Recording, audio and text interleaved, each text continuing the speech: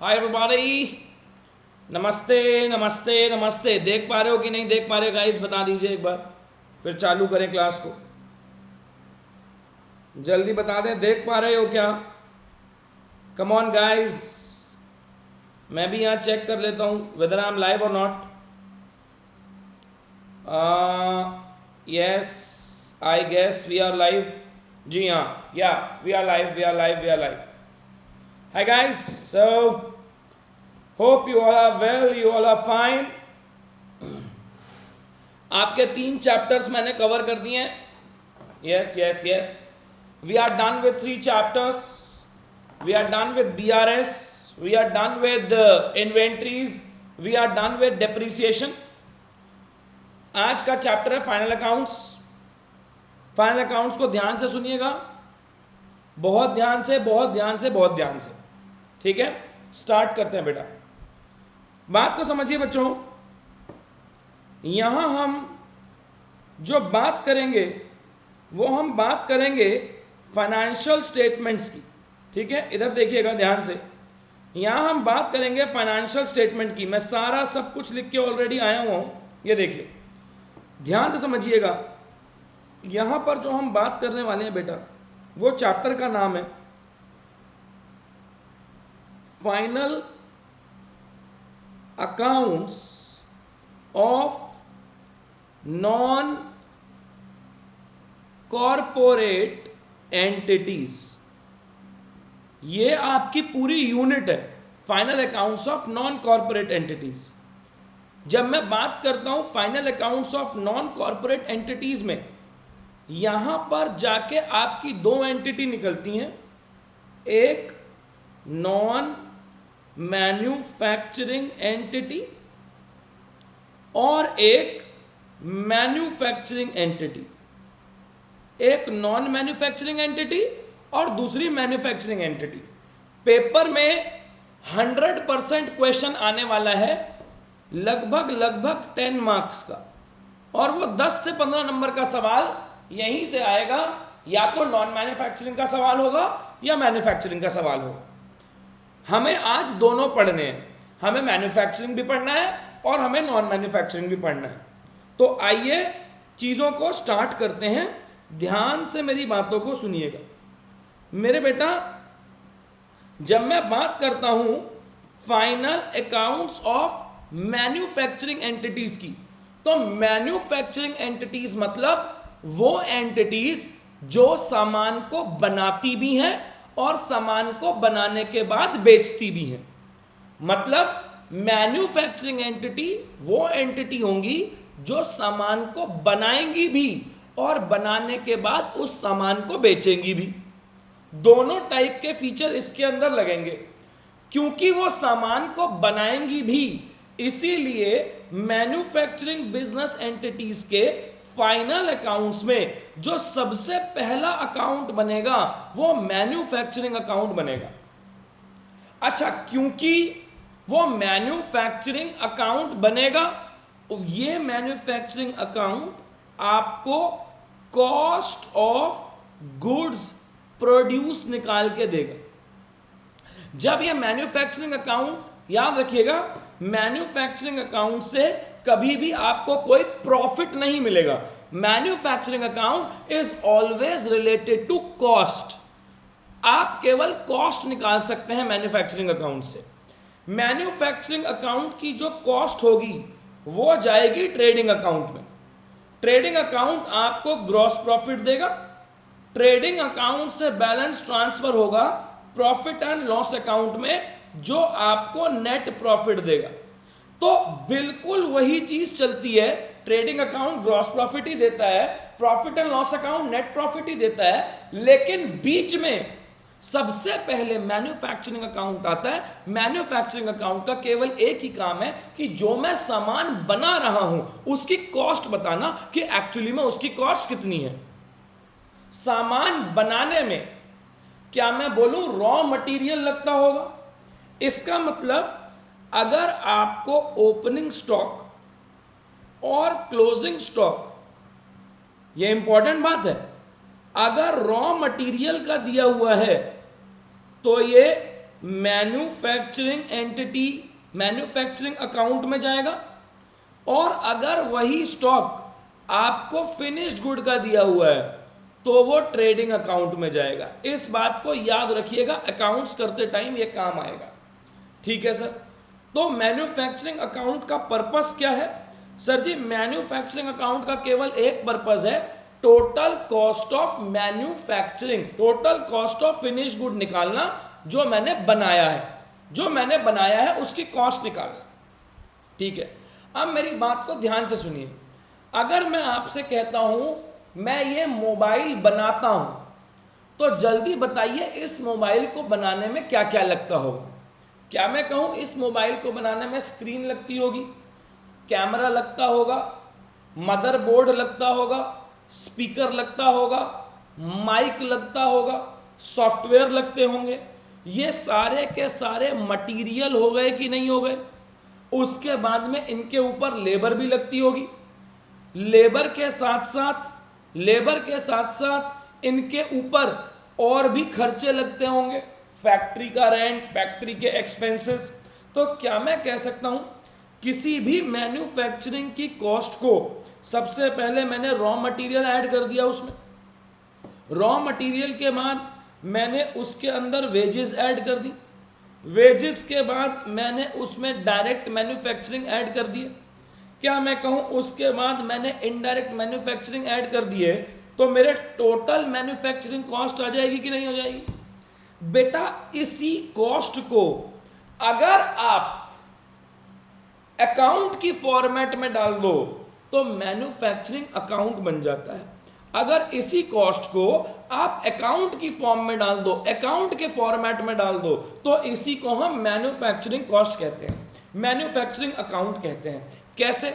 सबसे पहले बात आती है कि सर ये रॉ मटेरियल परचेज नहीं लिखा है, रॉ मटेरियल कंज्यूम्ड लिखा है। मेरे बेटा, रॉ मटेरियल कंज्यूम का मतलब होगा opening stock of raw material, इसमें ऐड कर देना परचेज ऑफ रॉ मटेरियल और माइनस कर देना closing stock of raw material. जब आप opening stock of raw material में purchase of raw material add कर दोगे और closing stock of raw material minus कर दोगे, तो जो आपका अमाउंट निकल के आएगा वो होगा cost of material consumed, cost of material consumed, उसको हम मटेरियल कंज्यूम्ड बोलेंगे। ठीक है, यही बात यहां पर लिखी हुई है, ध्यान से देखिए। क्या मैं कहूं बिल्कुल सेम बात यहां लिखी, raw material consumed is equal to opening inventory of raw material, purchase of raw material minus closing inventory of raw material. Clear होती है बात? आपको इन्वेंट्री के नोट्स मिल गए थे कि नहीं? ठीक है, अब आगे की बात करते हैं। ये सारी बातें क्लियर हो गई। अब बेटा दो पॉइंट निकल के आते हैं। एक पॉइंट निकल के आता है जॉइंट प्रोडक्ट और एक पॉइंट निकल के आता है बाय प्रोडक्ट। जॉइंट प्रोडक्ट आपके कोर्स में नहीं है, बाय प्रोडक्ट जरूर आपके कोर्स में है। मेरी बात को ध्यान से सुनिएगा मेरे बेटा। जब आप दही और मलाई से मक्खन बनाते हो तो क्या मैं कहूं एक होता है बटर मिल्क जिसको हम कहते हैं छाछ, क्या मैं कहूं वो फ्री में निकल के आती ही आती है, वो आएगी ही आएगी। जब आप शुगर केन से चीनी बनाते हो तो क्या मैं कहूं शुगर केन से बचा हुआ मोलासिस निकलता ही निकलता है। ये सारी चीजें बाय प्रोडक्ट होती हैं। बाय प्रोडक्ट आप ये समझ लो, बाय प्रोडक्ट होता है a kind of scrap which can be sold, जो बिक सकता है। तो अगर मैं आपसे कहता हूं मेरी टोटल कॉस्ट 100 रुपए लग रही है, उसके अंदर 5 रुपए का मैं मटेरियल बेच भी सकता हूं, बेच दिया, तो क्या मैं बोलूं मेरी एक्चुअल कॉस्ट 95 रुपीज की होनी चाहिए क्योंकि मैंने 5 रुपए का सामान बेच दिया। इसका मतलब क्या मैं कह सकता हूं जो भी मेरा बाय प्रोडक्ट होगा वो बाय प्रोडक्ट मेरी टोटल कॉस्ट में से लेस हो जाएगा। इतनी बात सबको क्लियर होती है? मुझे कमेंट चाहिए, बोलो क्लियर है। तो जितनी बातें हमने अभी करी, अगर मैं इसी चीज को एक फॉर्मेट में उतार दूं और मैं बोलूं मैन्युफैक्चरिंग अकाउंट, तो क्या मैं कह सकता हूं जो भी चीजें मेरी कॉस्ट बनाएंगी, जैसे कि टू रॉ मटेरियल कंज्यूम्ड, क्या मैं बोलूं जब मैंने यहां लिख दिया रॉ मटेरियल कंज्यूम्ड तो या तो मैं रॉ मटेरियल कंज्यूम्ड लिख दूं, और अदरवाइज क्या मैं कहूं to opening stock of raw material, to purchase of raw material by closing stock of raw material. तो क्या मैं कह सकता हूं opening stock plus purchases minus closing stock, क्या मैं कहूं इसको भी मैं रॉ मटेरियल कंज्यूम्ड बोल सकता हूं कि नहीं बोल सकता, बताओ? इसको भी तो मैं रॉ मटेरियल कंज्यूम्ड बोल सकता हूं कि नहीं? तो आप बात समझ रहे हो? या तो आप डायरेक्टली रॉ मटेरियल कंज्यूम लिख देना, या अगर आपको लिखना है ओपनिंग स्टॉक और क्लोजिंग स्टॉक करके, तो आप opening stock of raw material plus purchases of raw material minus closing stock of raw material लिख सकते हो। ठीक है सर, ओके। क्या मैं कहूं इसके बाद में मेरी आएंगी टू डायरेक्ट वेजेस, फिर मेरे आएंगे to direct expenses. Yeah, so I am simply saying, Ayesh, that instead of raw material consumed, now what is raw material consumed? Can I say raw material consumed means opening stock plus purchases minus closing stock. So can I say instead of writing directly raw material consumed, I can also write opening stock of raw material plus purchases of raw material minus closing stock of raw material? Yes. So after that direct wages, can I say to direct expenses? Direct expenses के बाद to manufacturing overheads, basically factory expenses and all. So can I say I will be getting the total cost after reducing by sale of byproduct, whatever byproduct I will be selling. मैं जो भी by product cell कर रहा हूंगा उसके cell proceed को यहां minus कर दूं, तो क्या मैं कहूं यहां से मेरी टोटल कॉस्ट निकल आएगी, और इस टोटल कॉस्ट को क्या मैं कह सकता हूं bye trading account.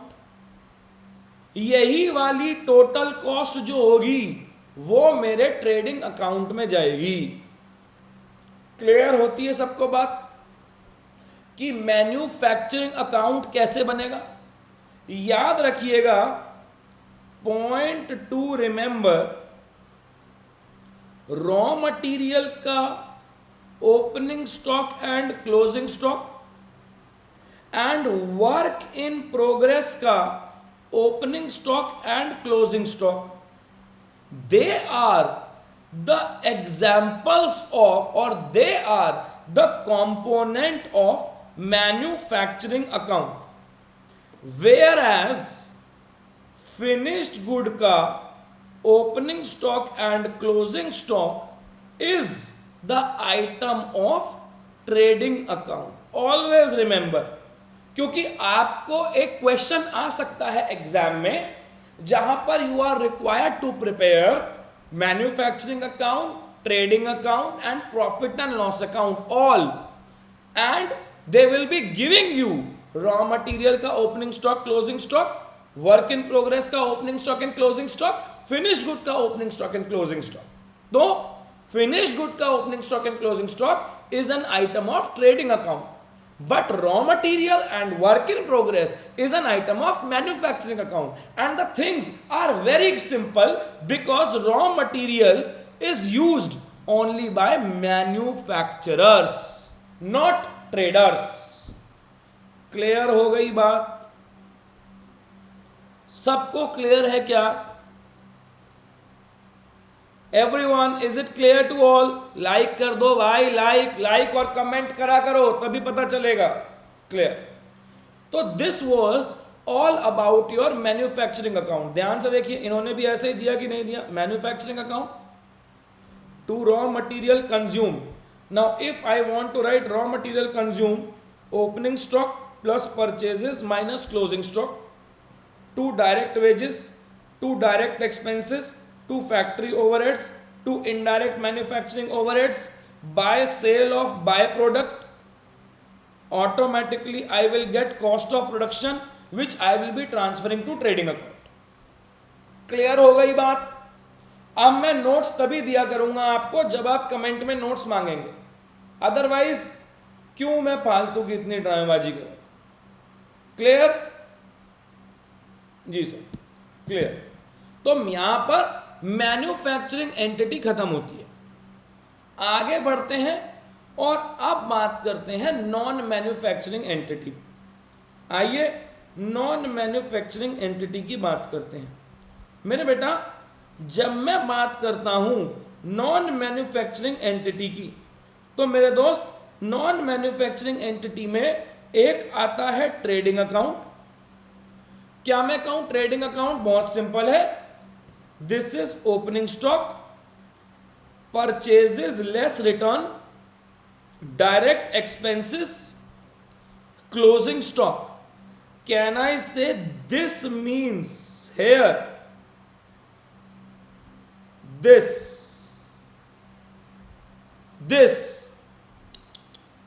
can I say this ये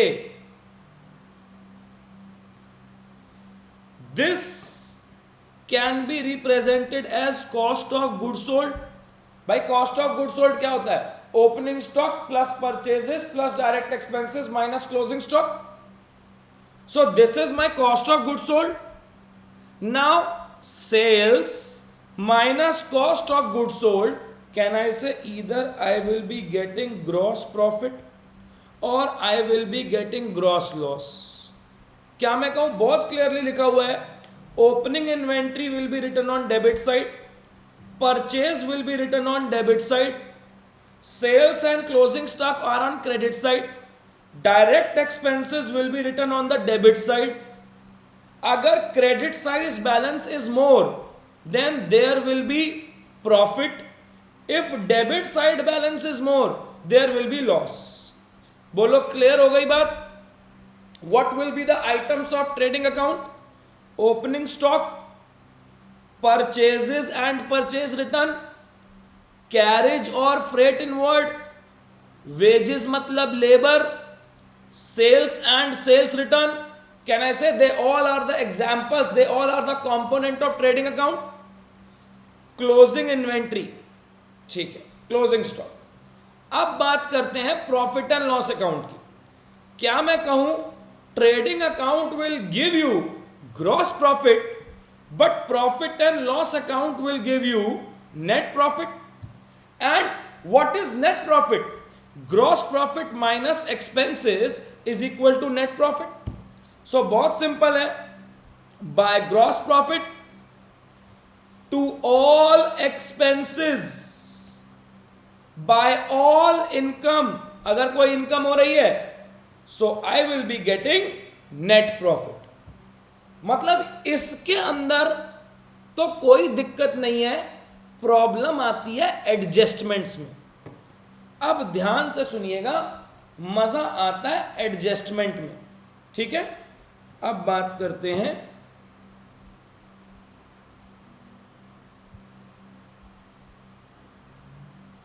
एडजस्टमेंट्स की।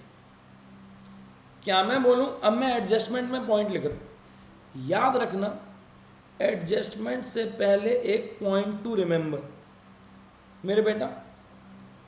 If any item is appearing in trial balance, अगर कोई आइटम ट्रायल बैलेंस में है तो या तो वो केवल एक ही जगह जाएगी, one place.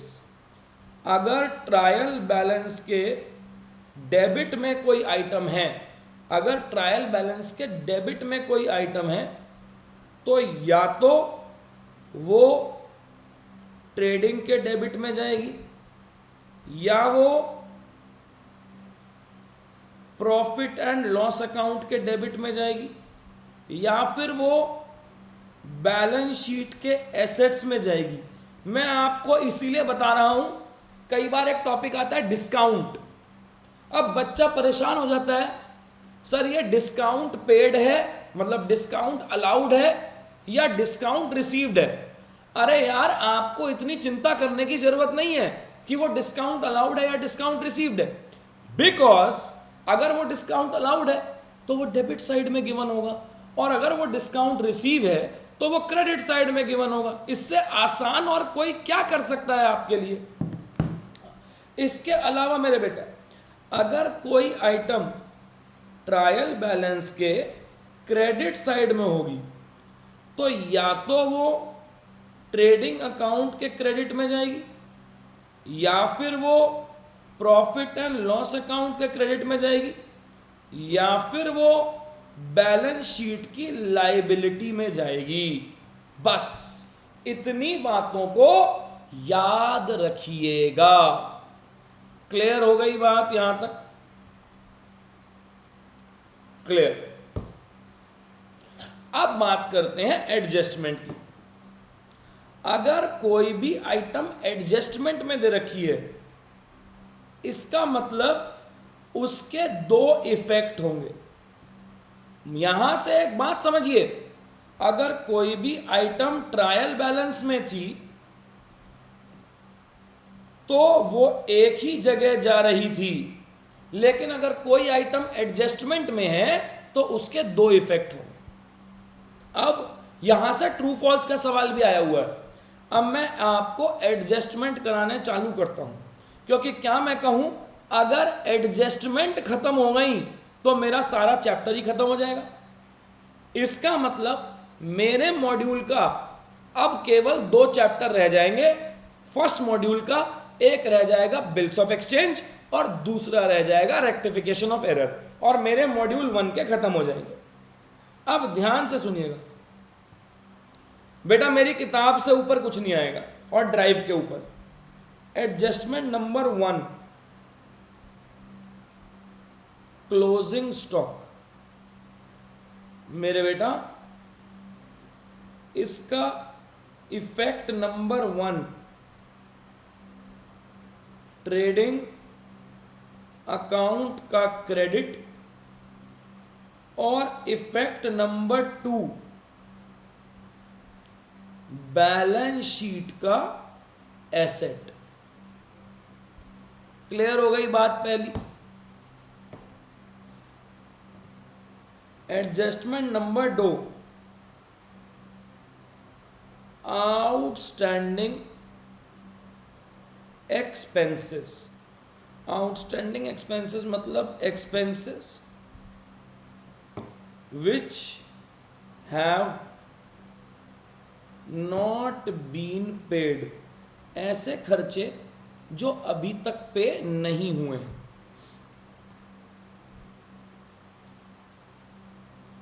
Effect number 1, added in expenses, और इफेक्ट नंबर 2 बैलेंस शीट की liability. Adjustment number 3, prepaid expenses. ऐसे expenses which are paid in advance.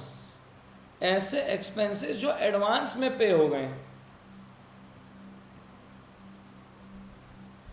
Effect number 1, expenses में से लेस, और इफेक्ट नंबर 2 बैलेंस शीट में एसेट। इस तरीके से मैं आपको सारे एडजस्टमेंट लिखवा दूंगा। एडजस्टमेंट नंबर 4, अक्रूड इनकम और आउटस्टैंडिंग इनकम। इसका मतलब income earned but not received. मैंने इनकम कमा तो ली है लेकिन मुझे रिसीव नहीं हुई। क्या मैं कहूं, इसका इफेक्ट नंबर 1 इनकम में ऐड हो जाएगा और इफेक्ट नंबर 2 बैलेंस शीट के एसेट में चले जाएगा। एडजस्टमेंट नंबर 5, प्रीपेड इनकम और एडवांस इनकम। क्या मैं बोलूं, प्रीपेड इनकम और एडवांस इनकम मीन्स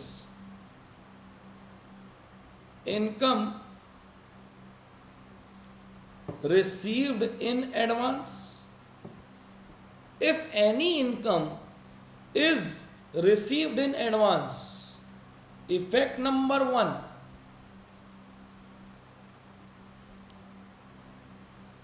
इनकम से लेस हो जाएगा। Effect number 2,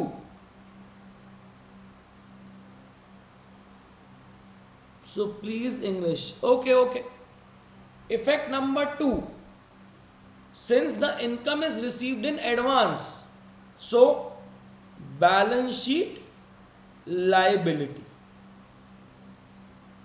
5 adjustment. Now please be careful.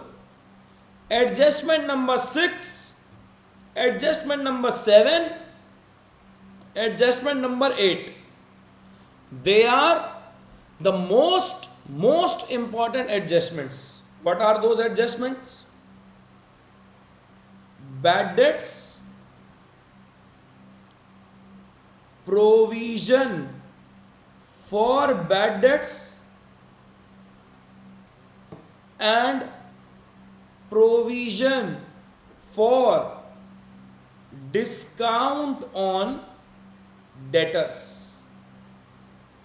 This is one of the most important adjustments. Please be careful, and I am showing you an example. Let's suppose this is trial balance.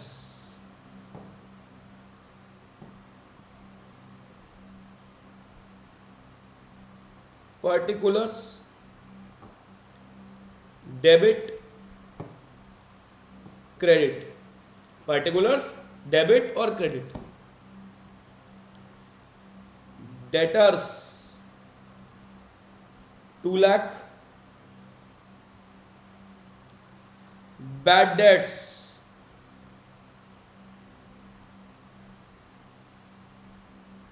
5,000,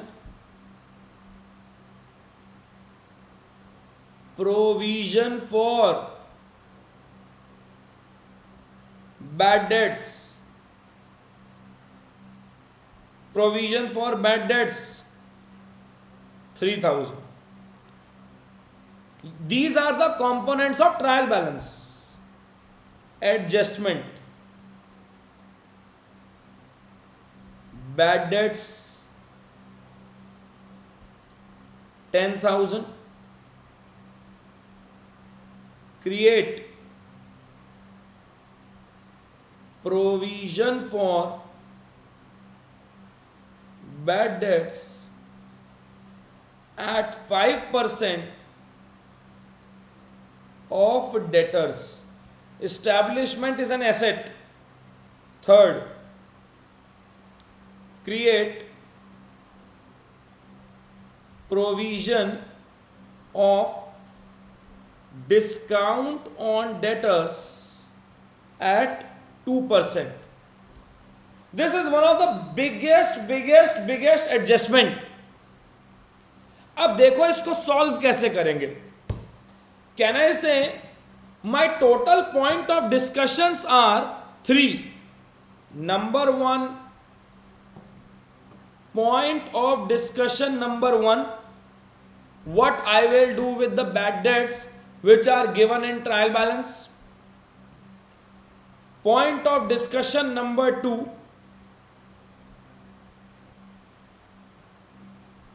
point of discussion number 3, and point of discussion number 4. I need to discuss 4 facts here और सारा काम clear हो जाएगा. तो आइए let's discuss. Point of discussion number 1,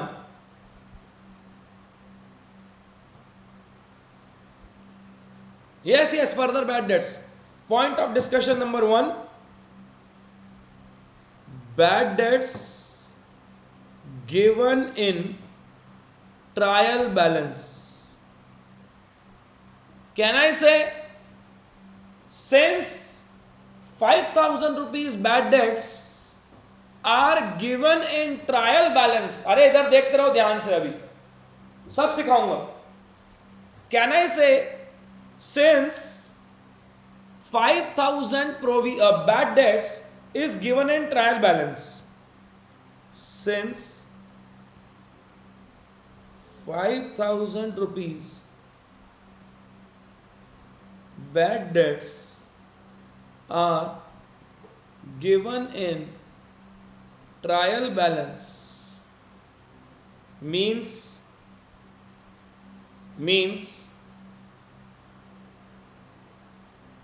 only at one place, केवल एक ही जगह जाएगा, and that place would be profit and loss account debit. क्योंकि भैया वो ट्रायल बैलेंस में था, तो ट्रायल बैलेंस में एक ही जगह जाना है, और वो एक जगह कौन सी होगी? प्रॉफिट एंड लॉस अकाउंट का debit. Now let's discuss our point of discussion number 2. Point of discussion number 2 is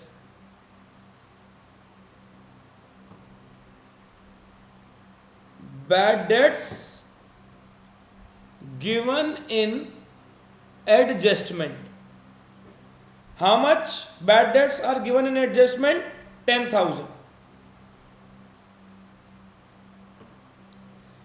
क्या मैं बोलूं this 10,000 is not appearing in the trial balance?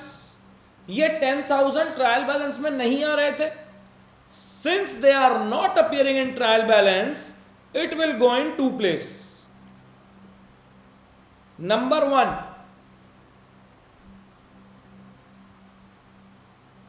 debit in profit and loss account, and number 2, balance sheet assets में से less कर दो. Debit in profit and loss account, and number 2 balance sheet के assets में से less कर दो. Now point of discussion number 3. Point of discussion number 3 and point of discussion number 4, they are the most difficult one. ध्यान से सुनना. Can I say point of discussion number 3 means provision for bad debts. बहुत ध्यान से सुनना, बहुत ध्यान से. Can I say, अब सुनना मेरे बेटा, provision for bad debts is prepared on good debtors. मैंने बोला provision for bad debts is prepared on good debtors. Now what are good debtors? Good debtor mean trial balance वाले debtors less adjustment वाले bad debts. Good debtor mean trial balance वाले bad debts less adjustment वाले bad debts. Trial balance वाले debtors minus adjustment वाले bad debts. So can I say the debtor which are given to me in trial balance are 2 lakh, but I will reduce only and only bad debts which are given in adjustment. Adjustment में कितने bad debts हैं? 10,000. So can I say my good debtors are 1,90,000? बोलो इतनी बात clear होती है? Now I will create a provision. What was the rate of provision? 5%. Provision है 5% of good debtors. So can I say 1,90,000 into 5% coming out to be 9,500? Can I say 9,500 is the provision required? 9,500 is the provision required. अब ध्यान से सुनना, provision required is equal to 9,500. Can I say I am already having 3,000 rupees provision, right? क्या मैं कहूं provision I have is equal to 3,000? Can I say मुझे चाहिए 9,500, मेरे पास केवल और केवल 3,000 है? It means can I say provision required to be created is equal to 6,500? मुझे 6,500 का प्रोविजन और बनाना पड़ेगा कि नहीं बनाना पड़ेगा? मुझे 6,500 का प्रोविजन और बनाना पड़ेगा। तो अब ध्यान से सुनना, effect number 1, profit and loss account debit, but profit and loss account debit will be 6,500. But effect number 2,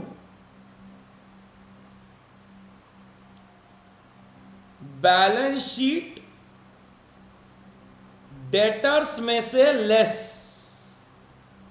मेरे बेटा लेकिन बैलेंस शीट के डेटर में से पूरा 9,500 लेस होगा। This is the hack. ध्यान से देख लीजिए, this is effect number 1 and this is effect number 2। दोनों अलग अलग होंगे। Yes, this can be adjusted in bad debtors. अब ध्यान से सुनो, आगे की बात करते हैं, सुनते रहना बात को। लेट सपोज, लेट से here in this question it said no provision is required। अगर वो ये बोल दे क्वेश्चन में कि कोई प्रोविजन रिक्वायर्ड नहीं है, तो क्या मैं कह सकता हूं जो 3,000 मेरा एग्जिस्टिंग प्रोविजन था,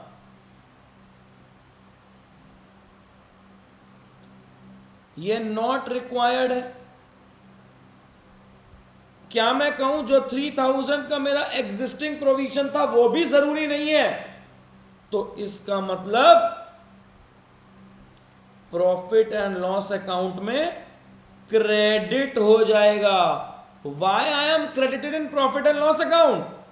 बिकॉज मैं अपने प्रोविजन को रिवर्स कर रहा हूं।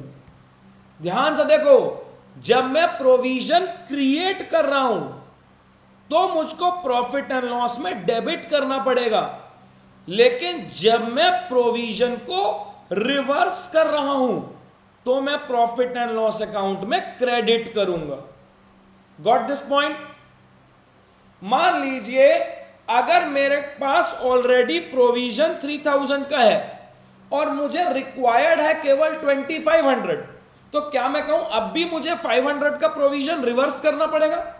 Whenever I will be reversing the provision, जब जब मैं प्रोविजन रिवर्स करूंगा तब तब मेरे को उतना पैसा प्रॉफिट एंड लॉस में क्रेडिट करना पड़ेगा।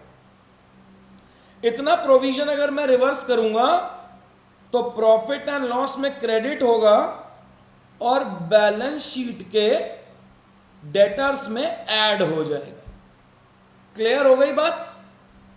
क्या बोलना चाहता था मैं? यस। लेकिन अभी तो एक और एडजस्टमेंट बची है। Point of discussion number 4,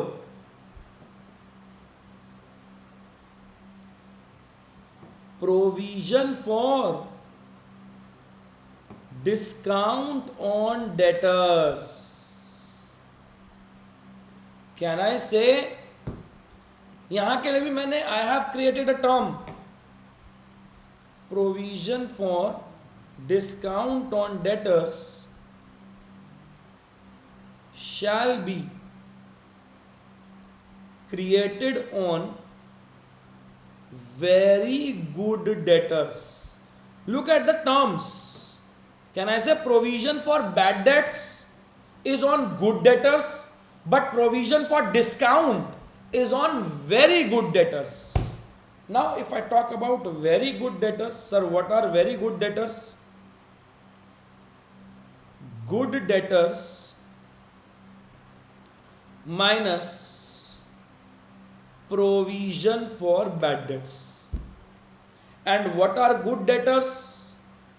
Trial balance वाले debtors less adjustment वाले bad debts. Right? आप ध्यान से सुनना। क्या मैं कहूं here in our example, मेरे गुड डेटर्स थे 1,90,000 के, ये निकाले थे मैंने यहां पर गुड डेटर्स 1,90,000 के। हाँ, क्या मैं कहूं लेस कर देंगे provision. What was the final provision required? 9,500। So what are my very good debtors? 1,80,500. I will be creating a provision. What is the rate of provision? 2%. I will be creating a provision 2%. So 1,80,500 का 2% 3,610. Effect number 1, profit and loss account debit. Effect number 2,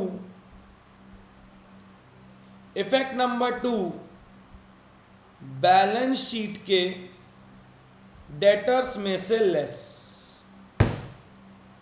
मैंने बिल्कुल clear कर दिया है, जो लोगों को confusion होती है bad debts, provision for bad debts और provision for discount on debtors.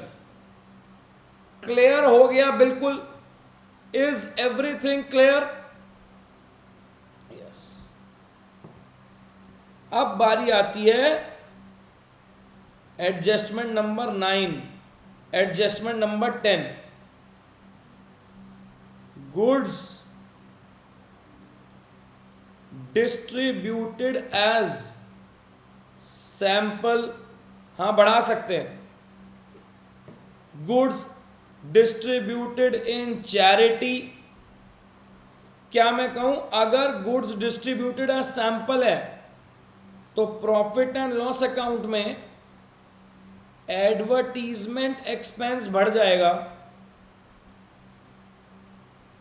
और ट्रेडिंग अकाउंट में परचेज कम हो जाएगी।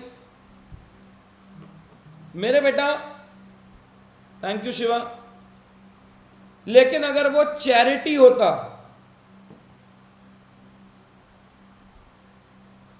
तो प्रॉफिट एंड लॉस अकाउंट में डोनेशन एक्सपेंस बढ़ जाता और ट्रेडिंग अकाउंट में परचेज में से कम हो जाता। लेकिन अगर मान लीजिए एडजस्टमेंट नंबर 11, अगर यही goods withdrawn for personal use होता तो इसका इफेक्ट नंबर 1 परचेज में से लेस हो जाता और इसका इफेक्ट नंबर 2 बैलेंस शीट में ड्राइंग्स में ऐड हो जाता, क्योंकि पर्सनल यूज के लिए विड्रॉ करे हैं मैंने। Sir if sale guarantee is also given question mark make provision for future service. क्या बोल रहे हो भाई? टोटल 11-12 एडजस्टमेंट आती हैं, बोलो सारी एडजस्टमेंट क्लियर हुई कि नहीं हुई? एक बात और याद रखिएगा, एक और पॉइंट टू रिमेंबर, अगर क्लोजिंग स्टॉक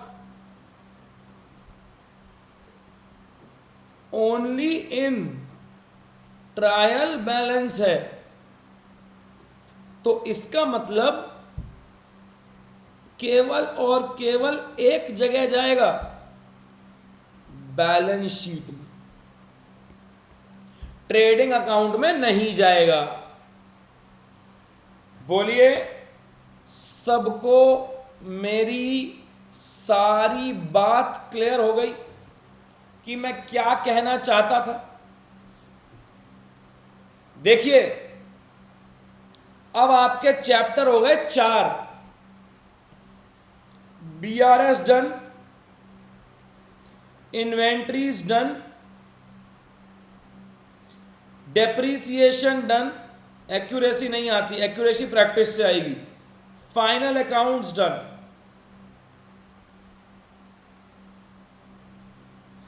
कौन से रह गए हैं मॉड्यूल 1 में?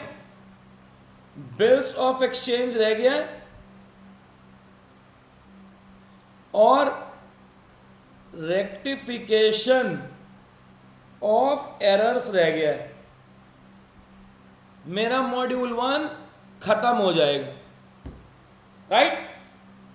ये वाले चैप्टर्स डन हो गए और ये वाले चैप्टर्स बचे हैं। तो आने वाले 2 दिन में सेल्स रिटर्न का प्रोविजन बोले तो सेल्स रिटर्न का प्रोविजन है तो सेल्स में से लेस हो जाएगा। आने वाले 2 क्लासेस में हम इन दोनों को भी खत्म कर देंगे। अगला चैप्टर बिल्स ऑफ एक्सचेंज का होगा, ठीक है? चलिए सर, डन करते हैं। आई होप आपको सारी बातें समझ में आ गई होंगी। थैंक यू, नमस्ते, जय हिंद।